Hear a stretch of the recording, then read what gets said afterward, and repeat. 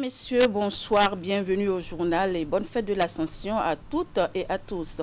Dans l'actualité ce soir, célébration en différé de la journée mondiale de la liberté de la presse par le ministère du numérique et de la digitalisation. Les réflexions portées sur l'intelligence artificielle et les actions menées par le gouvernement dans le secteur. Vous en saurez davantage dans un instant. Célébration également des mères à l'église de la mission évangélique de la foi internationale le dimanche 25 mai dernier dans la ville de Boycon. Le culte de cette journée dominicale a permis de rendre hommage à ces mamans et de reconnaître leur mérite. Pour plus de précisions en cours de journal. Et puis nous parlerons en fin d'édition de la tournée nationale de formation en self-défense lancée par la Fédération béninoise de karaté-do. La première étape s'est déroulée dans 3 différents départements du 14 au 25 mai 2025 pour s'achever dimanche dernier à Natitengo. À nouveau, bonsoir et merci de nous rejoindre sur Canal 3 Bénin. On démarre par cette actualité. Le ministère du numérique et de la digitalisation a célébré en différé la journée mondiale de la liberté de la presse. Les acteurs ont mûri les réflexions autour de l'intelligence artificielle et des actions mises en œuvre par le gouvernement dans le secteur. C'est également l'occasion pour les professionnels des médias d'attirer l'attention des autorités sur les conditions qui sont les leurs. Voici le compte-rendu. Pourquoi le journaliste béninois aujourd'hui n'est pas libre d'aborder tous les sujets? C'est le ministère du numérique et de la digitalisation qui tient les ficelles de cette commémoration de la journée mondiale de la liberté de la presse. Les acteurs du monde des médias et les partenaires harmonisent à cette occasion les réflexions autour de l'importance de la liberté d'expression perçue comme un pilier majeur de la démocratie. La liberté de la presse ne se résume pas à l'absence de censure. Elle exige des cadres juridiques solides, un accès équitable à l'information publique, la protection des sources et des conditions de travail dignes pour les professionnels des médias. Dans cette dynamique, la direction des médias, en collaboration avec le ministère du numérique et de la digitalisation, œuvre à l'élaboration de politiques favorables à un environnement médiatique sain, diversifié et sécurisé. En ce jour, nous voulons également saluer les efforts des journalistes, des médias, engagés pour une information de qualité, ainsi que les acteurs du numérique qui contribuent à renouveler les formes d'expression et à étendre les espaces de débat public. Le gouvernement salue le professionnalisme des hommes des médias et souligne le progrès du Bénin dans le classement de Reporters sans frontières au titre de l'année 2024. Je vous alerte donc au nom du chef de l'État, au nom du gouvernement et à mon nom personnel, les chaleureuses félicitations pour les efforts que vous déployez chaque jour pour animer vos divers médias avec un professionnalisme qui force l'admiration. Aussi voudrais-je vous exhorter à poursuivre cette dynamique positive, stimulatrice d'une presse plurielle, modèle pluriel et rayonnante au Bénin. Les journalistes se disent encouragés par cette reconnaissance du ministère de tutelle, mais ne laissent pas passer inaperçu aussi bien la baisse de ton au niveau des organes et les conditions de vie et de travail des acteurs des médias. Le reste des travaux a essentiellement porté sur l'état des lieux de la presse béninoise, le bilan des actions mises en œuvre par le gouvernement et l'impact de l'intelligence artificielle sur la liberté de la presse et les médias. En bref et en image, l'ambassadeur des Émirats arabes unis au Bénin, son Excellence Mohamed Saïd Al-Kabir, était hier mercredi 28 mai au cabinet du président du Conseil économique et social, Conrad Baguidi. Les discussions ont porté sur les relations bilatérales entre les deux pays et les moyens de les renforcer davantage dans divers domaines. Les deux personnalités ont évoqué les axes de coopération économique et sociale et partagé leur volonté d'échanger leurs expertise au service de la jeunesse et du développement durable. Et quelques heures après sa rencontre avec l'ambassadeur des Émirats arabes unis au Bénin, le président du Conseil économique et social, Conrad Baguidi, a également reçu la coordonnatrice résidente du système des Nations unies au Bénin. Comment le système des Nations Unies et le Conseil économique et social pourraient-ils unir leurs forces pour améliorer la vie des populations béninoises? C'est le sujet au cœur du tête-à-tête entre les deux personnalités. Amina Toussar a saisi l'occasion pour réaffirmer l'engagement de son institution, de l'institution qu'elle représente, à accompagner le Bénin dans sa transformation. À sa sortie d'audience, elle s'est confiée à Ingrid Day et Henri Ganti. On l'écoute. J'ai eu l'honneur de rencontrer le président du Conseil économique et social pour discuter de comment le système des Nations Unies pourrait l'accompagner dans l'accomplissement de sa mission. Une mission noble qui permettrait d'être la voix des populations auprès du gouvernement, remonter les besoins des populations. Et j'estime que cette mission est en droite ligne avec celle des Nations Unies en termes de réponse aux besoins, en termes d'accompagnement dans la transformation du Bénin. Et avec le président, nous avons eu une discussion très large sur non seulement ses ambitions, mais aussi sur les capacités du système des Nations Unies. C'est une invitation que j'ai accueillie avec grand plaisir parce que c'est une invitation qui vient encore donner l'opportunité au système des Nations Unies de faire la démonstration de sa capacité à accompagner de façon substantielle le gouvernement, le Bénin et aussi le Conseil économique et social dont il est le président. Donc on s'est donné rendez-vous très bientôt pour pouvoir échanger, parler et décider de 2-3 axes d'intervention concrètes qui nous permettraient de pouvoir chacun contribuer au développement du Bénin, contribuer au bien-être des populations béninoises et surtout continuer à être les organes, que ce soit le Conseil comme le système des Nations Unies, qui sont là pour transformer de façon profonde le Bénin.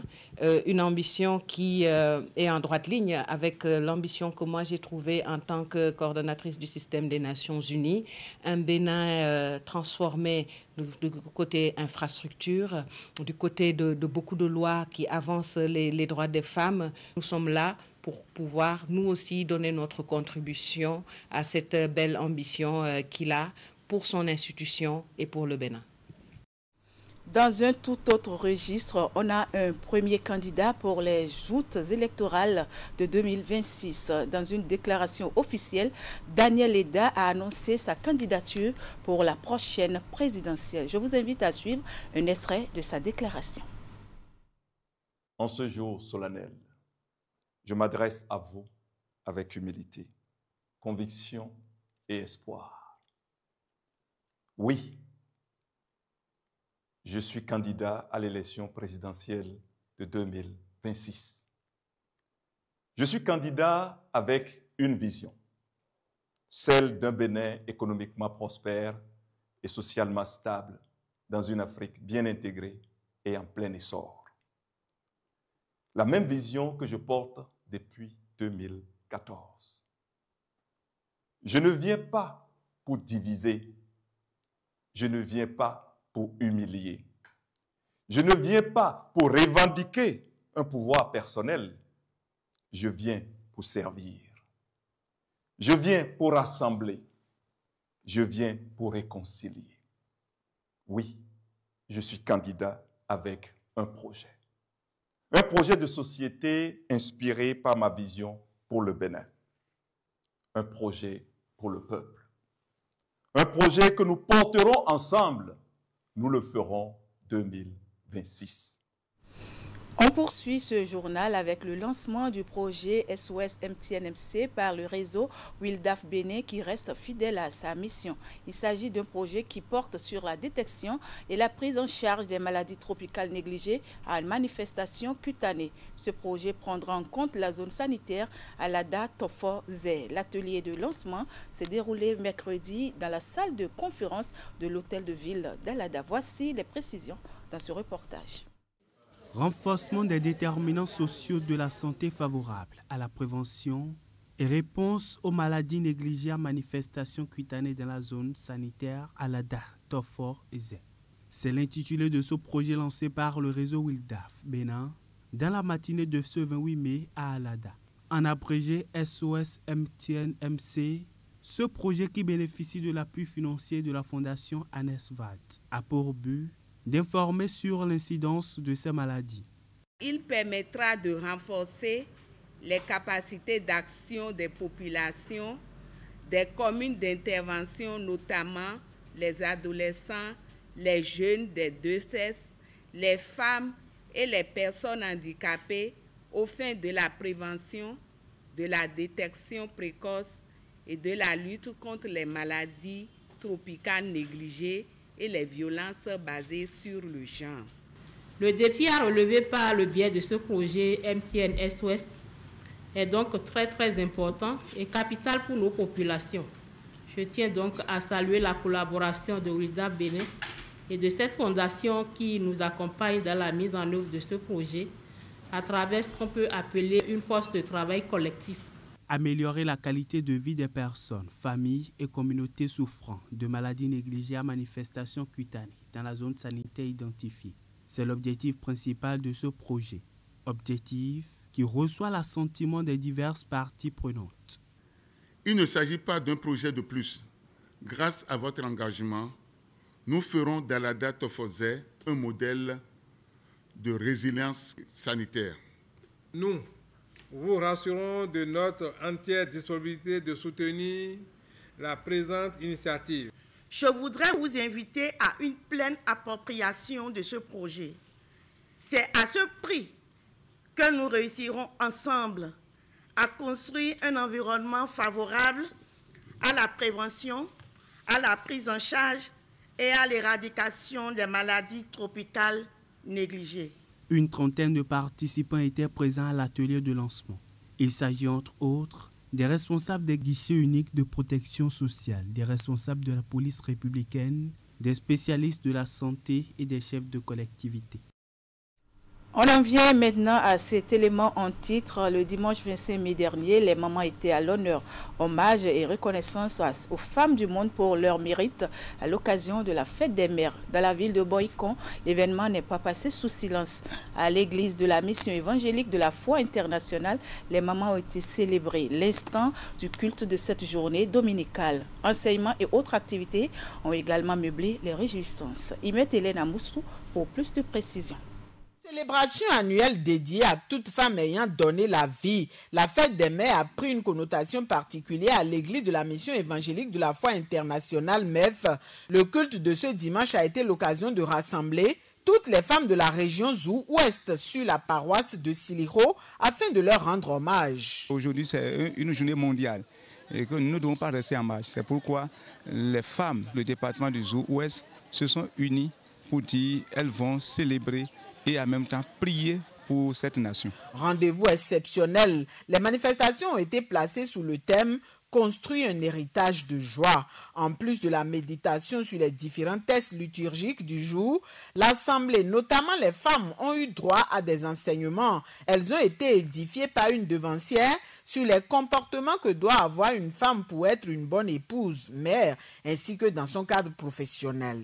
Les mamans jouent de grands rôles donc. À cet événement, elles sont instruites à continuer dans l'œuvre et seront bénies. La rubrique enseignement a présenté la valeur de la femme dans le foyer, dans la société, la valeur de la femme dans l'église et la conduite à tenir des femmes pour être de belles mères, de bonnes mères dans la société. Tout en magnifiant la femme, la communauté MEF de la région Zou-Ouest a aussi eu une pensée pour tous les Béninois. Aux côtés des élus du jour, hommes et enfants de cette église ont prié pour la nation, les gouvernants, notamment le chef de l'État et son épouse. La première maman de ce pays qui est en train de beaucoup faire à travers la Fondation Claudine Talon. Merci. Et lui dire aussi bonne fête. C'est une maman qui aime vraiment le Bénin, qui travaille pour le développement de ce pays à travers les œuvres sociales. Derrière une brave femme, il y a un grand homme qui est notre président de la République, qui a même beaucoup fait pour cette église. Il avait connu une grande crise. Il a joué un rôle de facteur de paix dans cette église. Heureux d'avoir pu partager ce moment de liesse, tous espèrent se retrouver pour une prochaine célébration. L'initiative, une première, est appréciée. Les réjouissances ont été une réussite et les attentes comblées. L'instant des retrouvailles de la messe de ce dimanche, les femmes MEF de la région Zou-Ouest ont été valorisées. De quoi les galvaniser et les amener à se donner davantage dans la mission qui leur est assignée dans leurs familles respectives, foyers, communes que dans l'Église. Les chrétiens commémorent 40 jours après la Pâque la fête de l'Ascension. L'événement marque le retour dans les cieux de Jésus-Christ à la fin de son ministère sur la terre. Une équipe de la rédaction s'est rapprochée des fidèles catholiques pour comprendre le sens qu'ils donnent à cette célébration. Je vous invite à les suivre. L'Ascension, je vais dire le terme tire son origine d'un verbe latin, ascendere, qui veut dire monter. Donc l'Ascension comme fête chrétienne désigne la montée de Jésus au ciel après sa résurrection. L'Ascension se situe en droite ligne de la fête de Pâques. Elle vient comme l'accomplissement du salut de l'homme, l'accomplissement du mystère pascal. Jésus qui a souffert, qui est mort, qui est resté, qui maintenant monte au ciel. Et elle consacre, je vais dire, le salut même de l'humanité. Nous avons dans le Nouveau Testament des preuves de l'événement de l'Ascension. Déjà en Marc, chapitre 16, verset 19, il est dit que le Christ, après avoir parlé avec ses disciples, s'est élevé au ciel. Luc aussi en a parlé au chapitre 24, verset 51. Mais la prévision des 40 jours après Pâques, pour marquer le temps de l'Ascension, cette prévision a été donnée plutôt par le livre des Actes des Apôtres, un livre écrit par Luc. Au chapitre 1, du verset 1 au verset 11, il est dit que c'est 40 jours après la Pâque que Jésus s'est élevé au ciel. 40 qui dans la Bible signifie l'accomplissement. Pour dire que dans ce mystère d'incarnation s'accomplit une fois pour toutes le salut de l'homme. C'est le moment pour nous de revoir, de faire le bilan de tout ce que nous avons eu à vécu, de tout ce que nous avons entendu de Jésus-Christ. Parce que bon, il a dit avant de partir, il nous a dit qu'il nous promet l'Esprit Saint. Donc, en tant que chrétiens, nous devons nous y préparer pour que le jour où l'Esprit Saint viendra sur nous, il ne faudrait pas que nous soyons en train de faire des trucs qui ne sont pas normaux. C'est une fête qui nous réjouit. Parce que le Christ a souffert pour nous sur la croix. Vraiment, en toute sincérité, nous sommes derrière lui, nuit et jour. Nuit et jour, nous nous sommes donnés à lui. Sport, pour mettre fin à cette édition, la Fédération béninoise de karaté-do a lancé une tournée nationale de formation en self-défense. La première étape de cette tournée a pris en compte 3 différents départements et s'est déroulée du 14 au 25 mai 2025.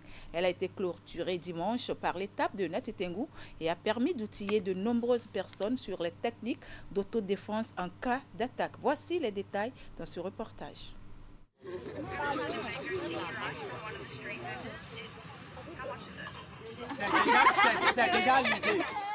Ils sont un nombre considérable de diverses couches sociales et de tous âges à en savoir désormais un peu plus sur la self-défense. La Fédération béninoise de karaté-do enclenche sa tournée nationale de formation en self-défense pour le compte de l'année 2025. Une initiative à travers laquelle le groupe d'experts mis en place pour la circonstance a enseigné aux différents participants des techniques de combat et de protection contre les agressions physiques. Des techniques constituent des méthodes empruntées aux arts martiaux, notamment le karaté. L'objectif est de développer des réflexes immédiats et efficaces en cas de menace. L'année dernière, Madame la ministre des Affaires sociales nous avait fait l'honneur de nous accompagner sur un projet. On a fait tout le Bénin avec le projet SWED. Cette année, on s'est dit qu'il fallait qu'on démarre. Et si d'autres pourraient nous accompagner, ce sera encore mieux. Parce qu'un enfant qui est bien éduqué, c'est un gain pour la nation. C'est un bon cadre pour demain, ainsi de suite. Mais pour y parvenir, il faut que les enfants soient à l'aise, qu'ils puissent bien réfléchir, bien se défendre au cas où. Aussi bien à Bomé-Calavi, dans l'Atlantique, à Boïkan, dans le Zou, ou encore à Natitengu dans la Takora, les jeunes filles et jeunes garçons cibles principales de cette tournée nationale disposent désormais du minimum pour ne plus se faire primer par leur père. Ça nous a beaucoup donné des informations pour défendre nos parents, nos amis, nos collègues. Je suis très contente par rapport à cette formation parce qu'il y a eu des techniques pour s'auto-défendre désormais en cas de besoin. J'ai eu à apprendre beaucoup de techniques qui me permettent de me défendre désormais contre les brigands. Et j'aurais aimé même que la fédération revienne encore une prochaine fois parce que toutes les femmes ne sont pas sorties, toutes les filles ne sont pas sorties. La première partie de cette tournée nationale de formation en self-défense a mobilisé environ 200 participants. Dans son ambition de parcourir tout le pays avec cette initiative comme en 2024, la Fédération béninoise de karaté annonce sa descente prochaine dans les autres départements. Eh bien, mesdames, messieurs, ainsi s'achève cette édition que je vous remercie d'avoir suivi. Merci également à toute l'équipe de préparation, de réalisation et de diffusion. Très belle soirée à toutes et à tous en compagnie des programmes de Canal 3 Bénin. À demain.